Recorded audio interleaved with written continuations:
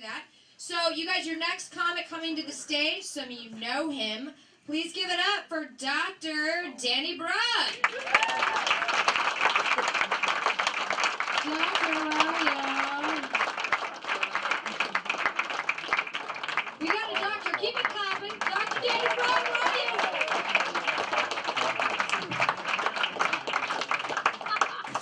I'll fist pump you.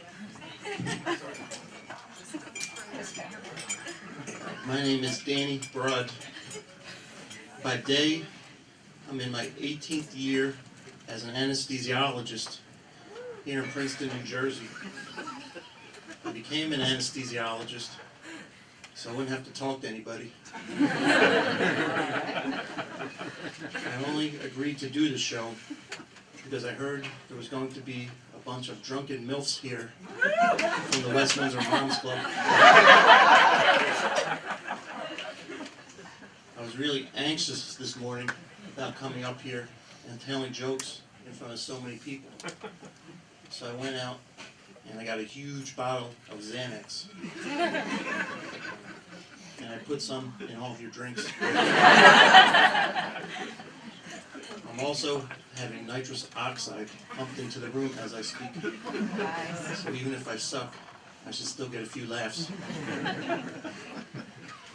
As an anesthesiologist, I have access to a lot of very powerful narcotics. But I'm proud to say I don't do drugs on weekdays before noon. I often get asked what it's like to get paid for putting people to sleep. I don't. I get paid to wake them up. It isn't easy trying to collect money from the next of kin. I'm sorry I killed your grandpa. That'll be $300. Patients are always asking me what medication they're going to get during surgery. When I tell them propofol, which is the Michael Jackson drug, they all get the same scared look on their face. To allay their fear, I tell them, don't worry. You'll probably do better than he did. One guy asked me what he should do if he woke up in the middle of surgery. I told him, the worst thing you could do is to start screaming. I could lose my job. I was getting ready to take a guy back to the operating room, and his wife said, if anything happens to my husband, I'm going to make your life a living hell. I started laughing. I said, lady, I've been practicing medicine in New Jersey for 20 years. Hell would be like a Hawaiian vacation. I was wheeling an elderly woman into the operating room, and she snidely remarked, I hear people die all the time from anesthesia. You're not going to kill me, are you? I said, no. If you die, I'm going to have to fill out a ton of paperwork. Before she left the hospital, she filled out a patient satisfaction survey. She wrote, anesthesiologist cared more about paperwork than me.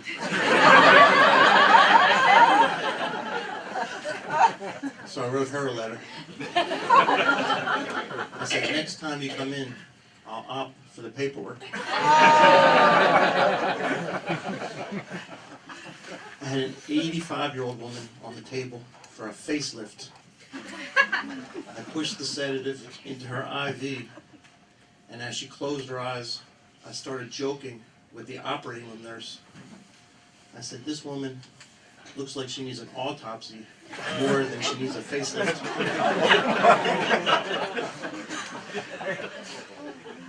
It was then that I heard the worst 9 words of my career. I'm not asleep yet. I can still hear you.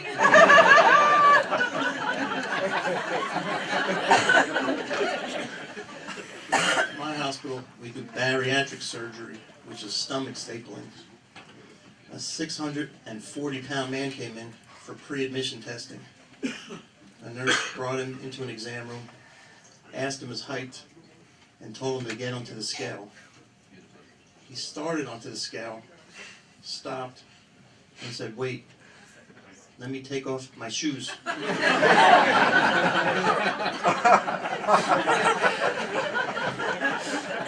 One guy asked me a lot of stupid questions. He said, "Hey doc, do you know what surgery I'm having?" I said, "In the last 15 minutes, you signed 20 consent forms, spoke to 2 surgical residents, and your surgeon. Are you an idiot?" He said, "No, I'm an attorney." Then he asked, "How long will the surgery take?" I said, "The whole time." Then he asked, "Will it hurt?" I said, "I won't feel a thing." And then he finally asked an intelligent question. He said, "Why are you such a dickhead?"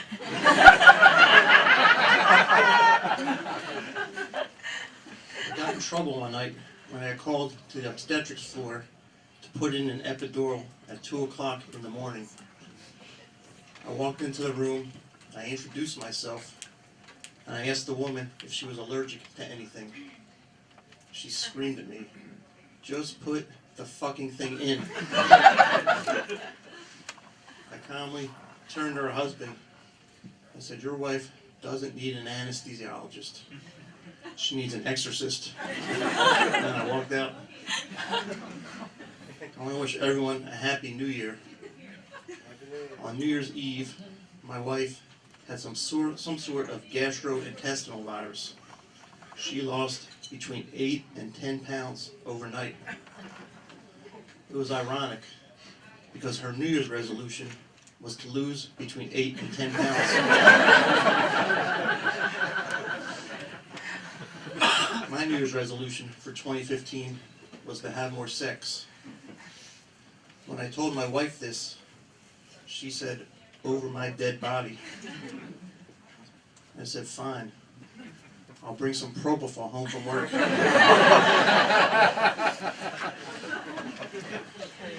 Our son was born on New Year's 2009, and every year I like to do a reenactment. As the ball starts to drop in Times Square, I throw a blanket over my wife, and I have him crawl out from between her legs.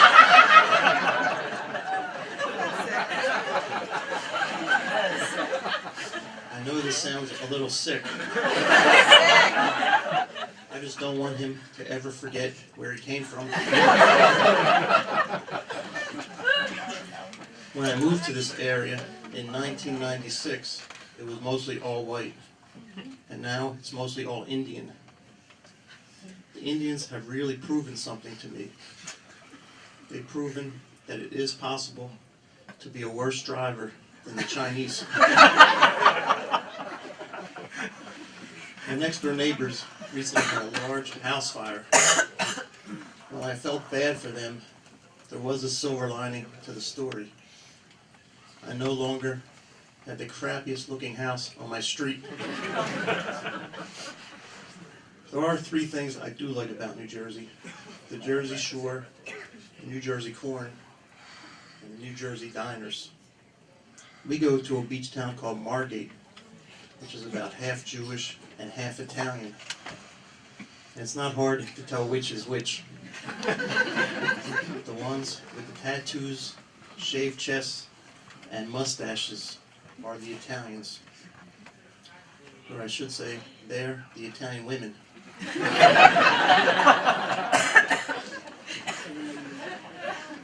While the Jersey corn is delicious, I'll never understand how a kernel can go from your mouth to your stomach with all those acids and enzymes through like 11 miles of intestines and come out looking exactly the same. It's ironic because I took a walk through a cornfield during a light rainstorm, and I came out looking like shit.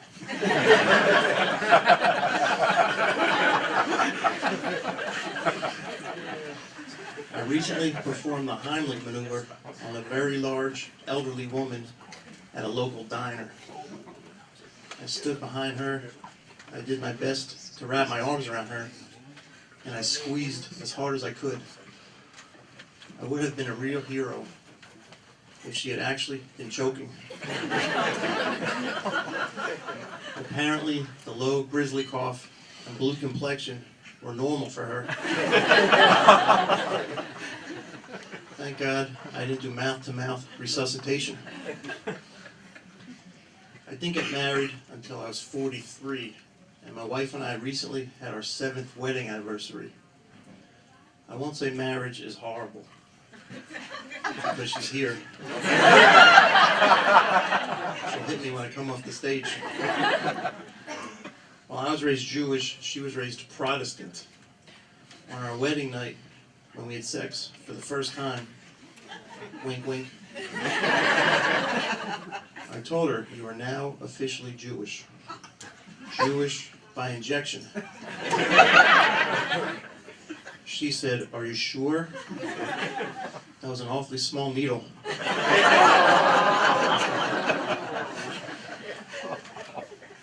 We're at the point in our marriage where all we have is stairway sex. We pass each other on the stairs. She says, "Screw you."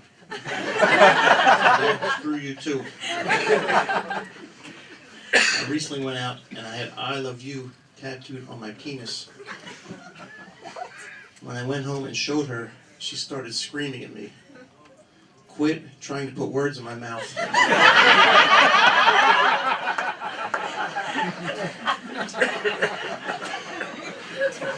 I made a huge tactical error on New Year's Day. My wife asked me if there was anything about her I would change in the new year. Instead of just saying, "No, honey, you're perfect," I blurted out, "Well, you do talk an awful lot." Needless to say, now she won't even have stairway sex with me. We have a 6-year-old son and a 2-year-old daughter. It used to be cute when my son would point me out to his friends and yell, "That's my daddy." Lately, he's become a bit of a smartass. He points me out to his friends and yells, "That's my daddy. DNA pending." My son went through a phase where every sentence ended in the word poop. Looks like poop, feels like poop, smells like poop. I finally told him, "Cut it out. The word is shit." The next day, I got a call from the school. "Your son said the Play-Doh feels like shit." I said, "You're shitting me." As far as religion goes for him, my wife and I have decided to play it by ear. But even at this early age, it's not hard to tell which way he's leaning. Last week, he fell down, grabbed his butt, and yelled, "Oi, my tuchus." Our daughter was born in June of 2012, and I actually did the delivery. I can only think of one word to describe what it's like to deliver your own child. Yuck. When the baby comes out, it's a beautiful thing. But right after the baby comes this flood of nastiness that will haunt me forever. Before we left the hospital, the obstetrician told us, "No sex for 6 weeks." I told her, "It's going to be a lot longer than that. I'm going to need therapy." At age 2, our daughter already has attitude. We put her to bed the other night. She said, "Good night, Mommy. Good night, Danny." I said, "It's Daddy, not Danny." She said, "Okay, good night, shithead." For exercise, I swim in a local gym. And one thing I don't like about my gym is using the locker room. It seems that no matter when I go, there's always this one guy standing naked in front of the mirror with a hairdryer aimed at his scrotum. Now, I've been showering for over 40 years, and I've never felt the need to blow dry my balls. Things seem to have turned out okay down there. Have you ever tried to convince yourself that driving is exercise? I didn't make it to the gym today, but I did drive 45 minutes. I'm going to have to go home and ice down my calves. Because of back problems, I've been out of work for a while, and I've gotten to watch more television. There's this Dr. Oz, who in real life is a cardiothoracic surgeon, but on television, he plays a mental patient. I saw one episode, he was on his knees, rubbing the foot of this 400-pound woman. He was telling her the importance of sensible footwear. I was thinking, this woman needs a hoof transplant. I saw a Nancy Grace show. She was on with 4 panelists, and they were debating whether homosexuality was genetic or environmental. Or as Nancy Grace put it, is a man born gay, or does he get sucked into it?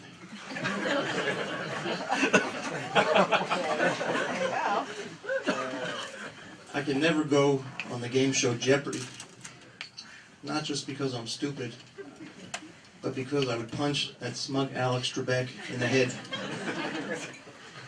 I can't stand it when he pretends to know the capital of some sheep-fucking country I never heard of. The answer we're looking for is, fuck you, Stan. With the U spelled E-W-E. I'm going to turn 52 this year, and I had my first prostate exam. Next year, I'm switching from a male doctor to a female. I don't care so much about the whole man-woman thing. I just want somebody with smaller fingers. I also had a colonoscopy. For those of you who don't know, colonoscopy is where they take a 6-foot-long video camera and ram it up your butt.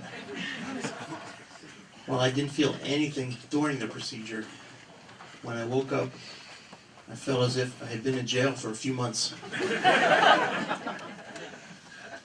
Apparently, a lot of insurance companies no longer want to pay for this very important screening procedure. What are we supposed to do? Look up each other's asses? Hey, Bob, grab the garden hose and come on over. It's time for my annual colonoscopy. Thanks, everybody.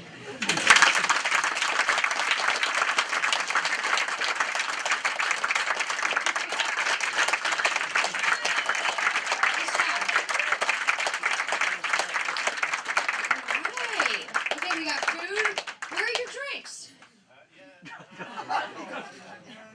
Drinks. I'm just helping you out. I know, they're probably very busy back there, that's why. You guys, this is fun. Are we having fun?